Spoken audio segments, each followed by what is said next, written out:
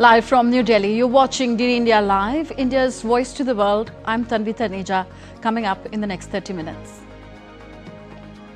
World watches keenly as deadline set by US President Trump for Russia to end the Ukraine conflict expires today. Israel's decision to expand military operations in Gaza deeply alarming, says the United Nations, as Netanyahu's security cabinet approves complete control of Gaza. India's cabinet approves 30,000 crore rupees compensation for oil marketing companies to cover domestic LPG sale losses. Also continues 12,000 crore rupees subsidies for household cooking gas. And Malaysia to lead ASEAN delegation to war-torn Myanmar next month as the junta scrapped its state of emergency last week.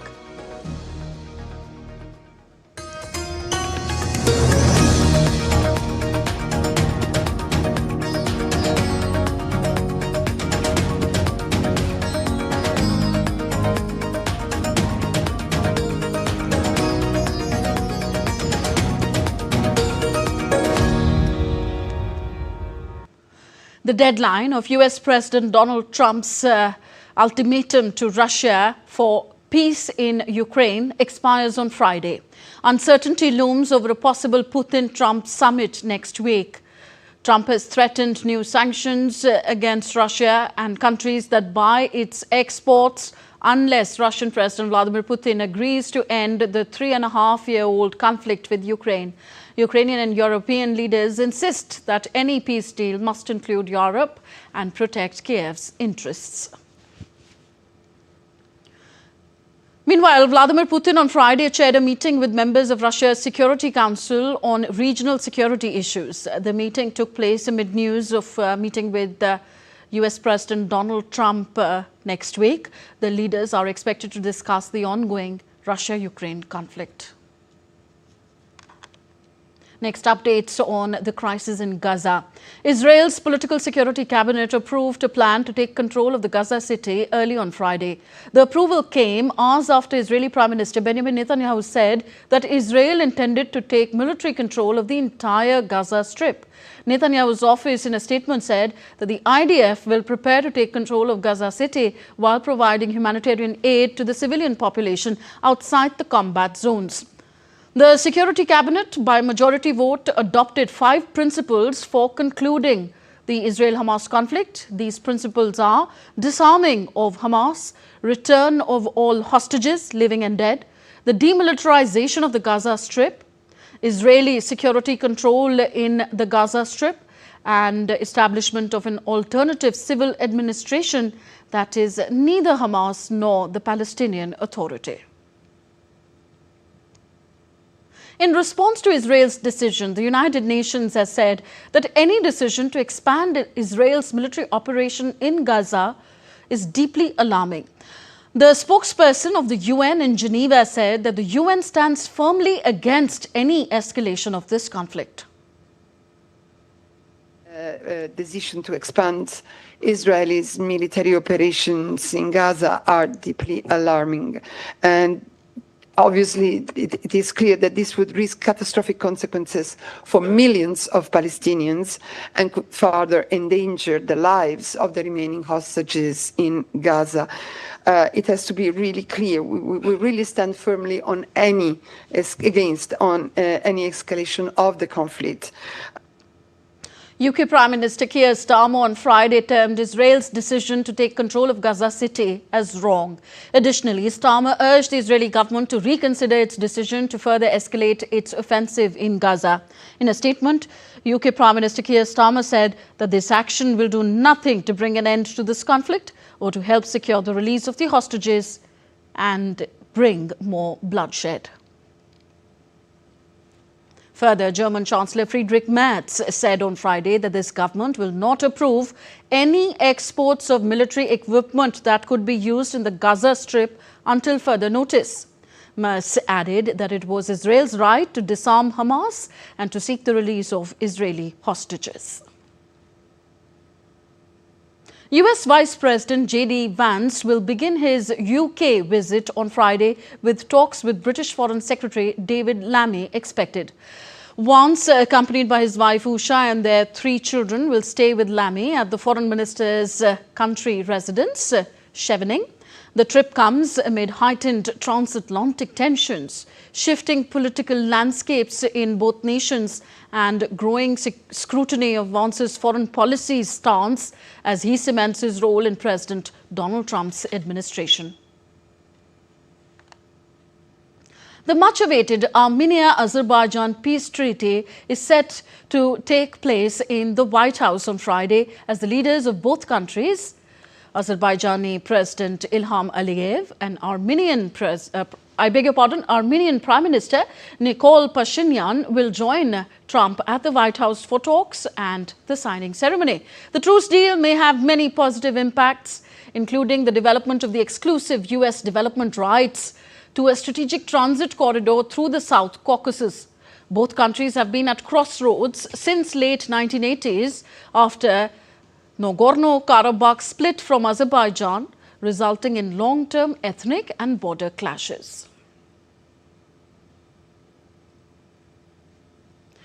More from Europe, where a new problem could be brewing silently in the background. Germans are leaving Germany in large numbers. Last year, the number was particularly high. Over 200,000 Germans left Germany. What's driving them away and where are they choosing to go? For more on this, we are joined by DW correspondent Varda Imran in Berlin. Varda, hi. Is this a cause for great concern for Germany? Thanks for having me. Absolutely, this is a cause for concern in this country, which is already facing a demographic challenge. Its current workforce is going to be retiring soon. And while Berlin is consistently looking to attract more skilled workers to the country, there's no denying that there's a strong outflow of people leaving as well. 270,000 German citizens left this country in 2024. That's what official government numbers show. And this number is almost double the amount of Germans recorded leaving 15 years ago. So this trend is definitely disturbing. And other studies show that it's not necessarily old people that are making the move, let's say out of retirement. It's likely that majority of the emigrants are between the ages of 25 and 50 years old. So basically that prime age that every country needs. But Varda, what are the reasons for Germans leaving Germany? Well, we have the usual suspects, high taxation, relentless bureaucracy, politics, rise of the far right, administrative hurdles. I mean, it's come to a point where people who want to even set up their own businesses in Germany, let's say, are giving up after spending years trying to figure out the red tape and instead just move to a different continent and set it up there. There are estimates that show that from January to April this year alone, over 90,000 German citizens moved out permanently. People are looking for financial security, and with a high tax rate such as Germany, they're not able to save anything. Lifestyle also contributes to this, where many are complaining about living alone, being isolated, and finding new cultures around the world more enticing. It seems the cold weather and the cold attitude that Germans bear sometimes is doing some damage. And Varda, also tell us, is the German government mulling over on how to make the country attractive again?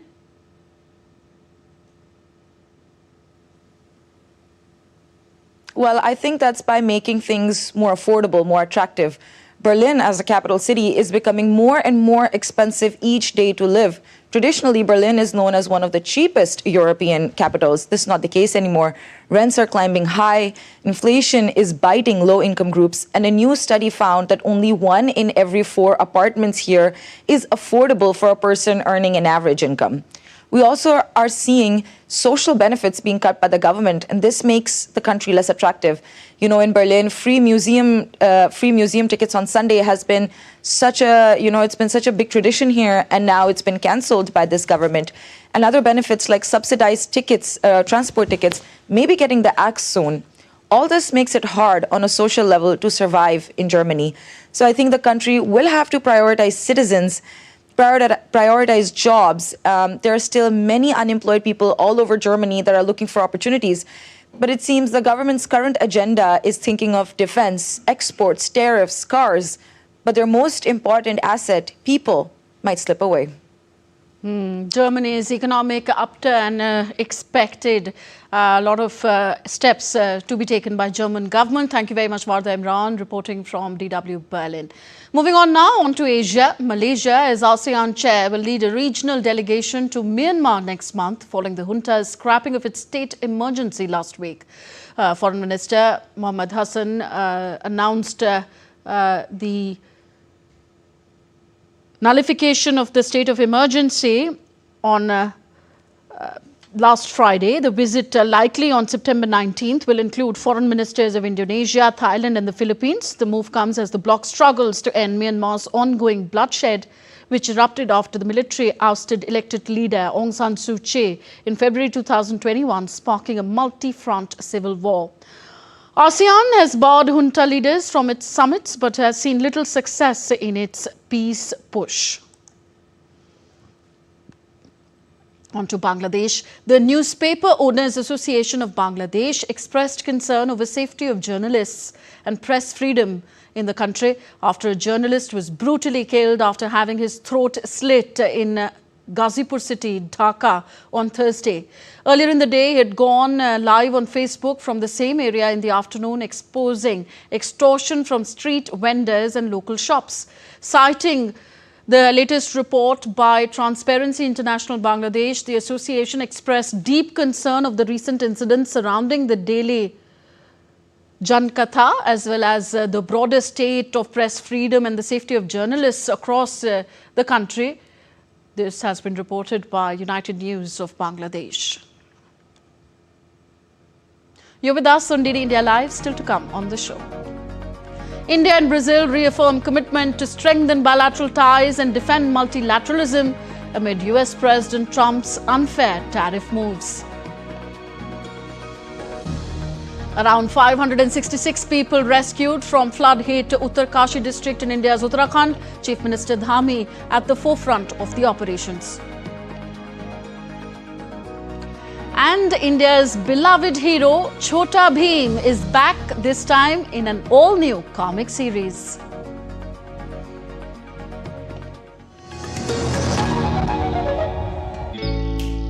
Jharkhand will mesmerize you with majestic nature, rich heritage and colorful culture. Hello. Johar. Johar. It fits perfectly. Thank you. Full workout हो गया. Ready?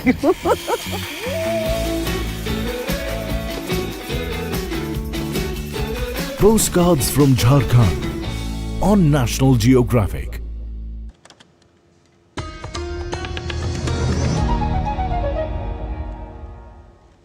Thank you for staying with us on DD India Live. I am Tanvi Taneja. India's Information and Broadcasting Minister Ashwini Vaishnav briefed media after the cabinet meeting chaired by Prime Minister Narendra Modi on Friday. The minister announced that the cabinet has approved the continuation of targeted subsidies for Pradhan Mantri Ujjwala Yojana consumers for 2025-26 at 12,000 crore rupees. जब 2016 में माननीय प्रधानमंत्री जी ने उज्ज्वला योजना launch की थी, तब भावना इसमें अंत्योदय की भावना थी। जो गरीब से गरीब व्यक्ति है उनके जीवन में बड़ा परिवर्तन आए और बहनों माओं के जीवन में एक ग्रामीण क्षेत्रों में बहुत बड़ा परिवर्तन आए। यानी 10 करोड़ 33 लाख घरों में उज्ज्वला के कारण परिवर्तन आया। करीब 2200 रुपए की टोटल सपोर्ट मिलता है इस स्कीम में। तो आज कैबिनेट में फैसला लिया गया 12,060 करोड़ रुपए का सपोर्ट पीएम उज्ज्वला बेनिफिशियरीज के लिए 2025-26 फाइनेंशियल ईयर में दिया जाएगा।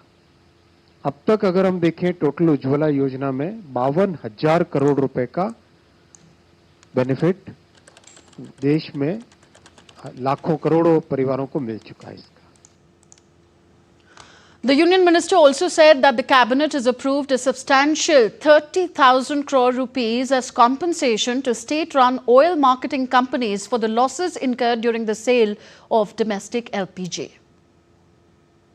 हमारे मिडिल क्लास परिवारों में एलपीजी गैस अफोर्डेबल रहे, कम से कम दाम पे मिले, उसके लिए 30,000 करोड़ रुपए की सब्सिडी आज अप्रूव हुई है, जो सीधा हमारे एलपीजी, हमारे मध्यम वर्गीय परिवारों के बेनिफिट में जाएगी।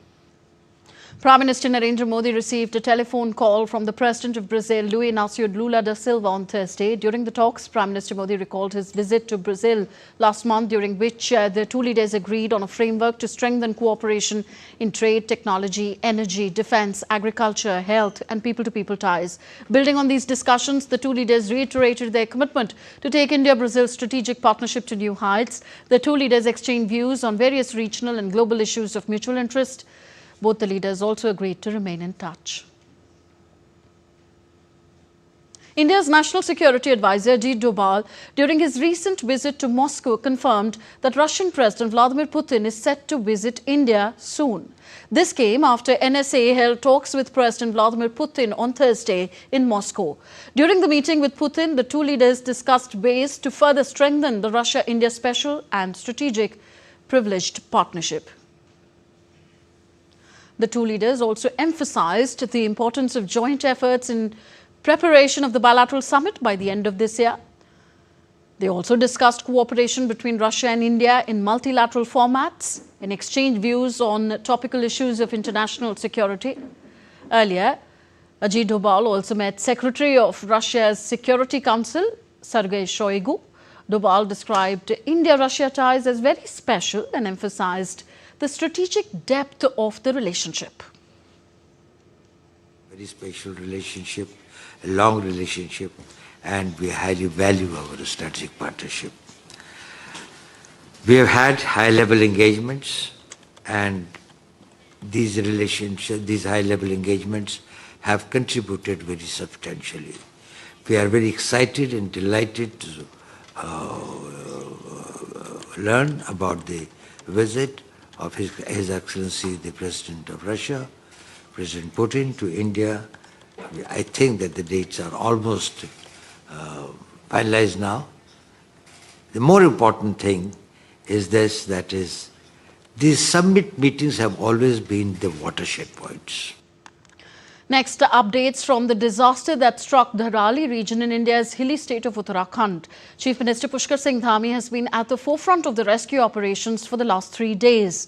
Chief Minister has been inspecting the relief and rescue operations in the region and met with the victims and assured them that the government is with them. On the instructions of the state government, immediate relief and rescue operations were started in the disaster-affected areas. Chief Minister Pushkar Singh Dhami reiterated that the state government is working with full commitment for relief, rehabilitation and reconstruction. Dharali नगर था, पूरा का पूरा आपदा की भेंट चढ़ गया और ऐसे अनेक रास्ते, अनेक पुल, यहाँ के भवन, होटल, होम स्टे, मकान जो भी थे, सब जो है इस प्रलय में बिल्कुल समाप्त हो गए। लोग परेशान हैं, उन्होंने अपने किसी परिजनों को खोया है। मैं आया हूं आज उनको भरोसा दिलाने के लिए कि जल्दी ही हम सभी व्यवस्थाओं को यहां पर व्यवस्थित करेंगे। Meanwhile, the Indian Armed Forces are working tirelessly to provide food and relief material in areas affected by the tragic cloudburst in Dharali district. Over 566 people have been evacuated till noon on Friday. Braving harsh weather and rugged terrain, the Indian Army teams are continuously engaged in restoring connectivity, evacuating residents and tourists, while providing medical support and delivering essential aid. The presence of senior military commanders has enabled seamless coordination between the State Disaster Response Force, IDPP, Indo-Tibetan Border Police and local administration and civil authorities, ensuring swift and effective humanitarian disaster assistance relief. Road connectivity in the region is majorly affected by the landslides. National Disaster Response Force, NDRF teams, along with SDRF teams, are working continuously to restore a broken bridge by using ropes. Government vehicles are being used to move passengers to safer places. And next we take a look at other stories making news around the world.